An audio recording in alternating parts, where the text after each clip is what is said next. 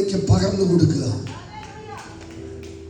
ഇവിടെ രണ്ടാദം കാണുവാണ്. ഒന്ന്, first Adam, ആദ്യത്തെ ആദം ജീവിക്കുന്നവനായി മാറി. എന്നാൽ രണ്ടാമത്തെ ആഡം വെറുതെ ജീവിക്കുന്നവനല്ല, ജീവൻ മറ്റുള്ളവരിലേക്ക് കൊടുക്കുന്നവനായി മാറി. അതാണ് ബൈബിൾ പറയുന്നത്.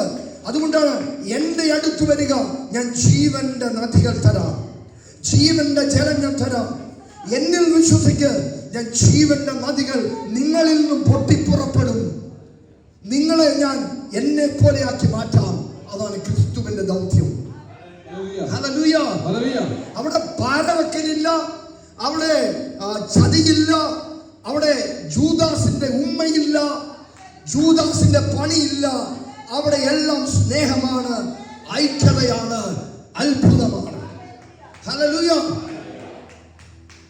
ഇന്ന് പലരിലും ജൂദാസിന്റെ സ്പിരിറ്റ് വർക്ക് ചെയ്യുന്നുണ്ട്. ചിരിച്ചു കാണിച്ച് കഴുത്തറുത്ത് കളയും. Praise the Lord. ഹല്ലേലൂയ. ഇവിടെ ഞാൻ സത്യം പറയും, ഇവിടെ വന്ന് അത്ഭുതം സ്വീകരിച്ച് സാക്ഷ്യപ്പെടുത്തിയവര് ഗൃഹധ്യാനത്തിന് എതിരായി പ്രവർത്തിക്കുന്നു.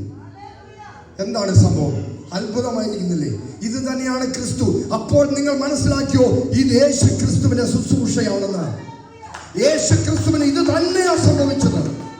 യേശു ക്രിസ്തുവിന്റെ കൂടെ നിന്നവർ പറഞ്ഞു, ഇവനെ ക്രൂശിക്കുക, ഇവനെ ക്രൂശിക്കുകയായിരുന്നു.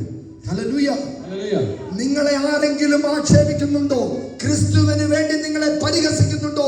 ക്രിസ്തുവിന് വേണ്ടി നിങ്ങളെ കൊലയ്ക്ക് കൊടുക്കുന്നുണ്ടോ? നിങ്ങൾ ഉറപ്പിച്ചോ, നിങ്ങളുടെ ഉള്ളിൽ ദൈവം തമ്പുരാൻ വസിക്കുന്നു എന്ന.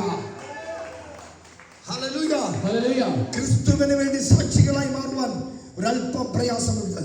പക്ഷെ എങ്കിലും പരിശുദ്ധാത്മാവിന്റെ ശക്തിയാൽ, പരിശുദ്ധാത്മാവിന്റെ സ്നേഹത്താൽ നിങ്ങൾക്ക് തീക്കുണ്ടങ്ങളായി മാറാം, തീഷ്ണതയുള്ളവരായി മാറാം.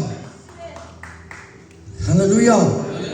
നമുക്ക് ഒറ്റ ജീവിതമേ ഉള്ളൂ, വൺ ലൈഫ്, അല്ലേ?